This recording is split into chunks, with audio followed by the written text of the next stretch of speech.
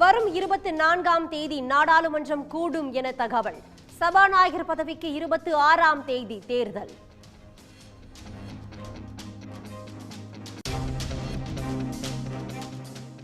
தமிழ்நாட்டில் கல்வித்தரத்தை மேலும் அதிகரிக்க 24 பேர் கொண்ட குழுக்கள் அமைக்க வேண்டும். அனைத்து மாவட்ட ஆட்சியர்களுக்கு தலைமைச் செயலாளர் சிவ்தாஸ் மீனா உத்தரவு.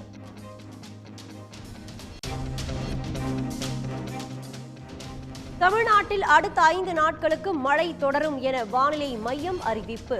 வரும் 14ஆம் தேதி வரை பகல் நேரங்களில் வெப்பநிலை 3 டிகிரி செல்சியஸ் வரை படிப்படியாக அதிகரிக்கும் எனவும் எச்சரிக்கை.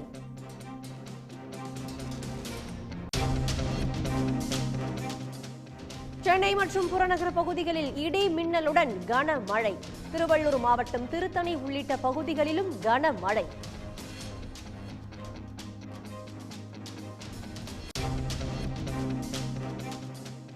ஒட்டன்சத்திரம் காய்கறி சந்தையில் காய்கறிகளின் விலை கிடுகிடுவென உயர்வு.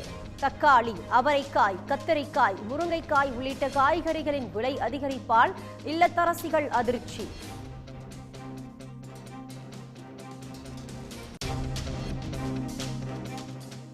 உளுந்தூர்பேட்டை ஆட்டு சந்தையில் அதிகாலையிலேயே களை கட்டிய ஆடுகள் விற்பனை.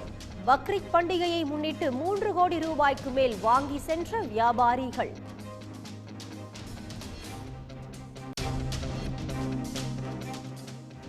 விக்கிரவாண்டி இடைத்தேர்தலில் பாஜக கூட்டணி சார்பில் போட்டியிடப் போவது யார்? பாமக நிலைப்பாடு குறித்து நாளை முடிவு செய்யப்படும் என அன்புமணி ராமதாஸ் தகவல்.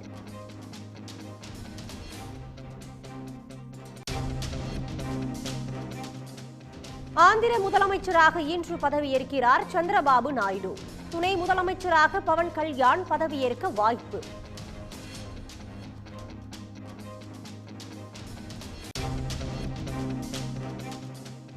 ஒடிசா மாநிலத்தின் முதல் பாஜக முதலமைச்சராகிறார் சரண் மச்கி.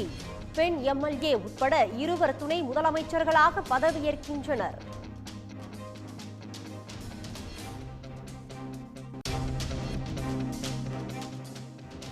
சட்டவிரோதமாக துப்பாக்கி வாங்கிய வழக்கில் அமெரிக்க அதிபரின் மகன் ஹண்டர் பைடன் குற்றவாளி என தீர்ப்பு.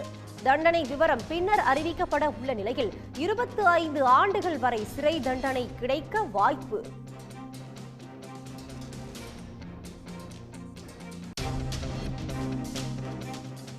T20 உலகக்கோப்பை தொடரில் முதல் வெற்றியை பதிவு செய்தது பாகிஸ்தான். குரூப் ஏ பிரிவில் இன்று நடைபெறும் போட்டியில் இந்தியா, அமெரிக்க அணிகள் பல பரீட்சை. உடனுக்குடன் செய்திகளை தெரிந்து கொள்ள சன் நியூஸ் பெல் ஐகானை கிளிக் பண்ணுங்க.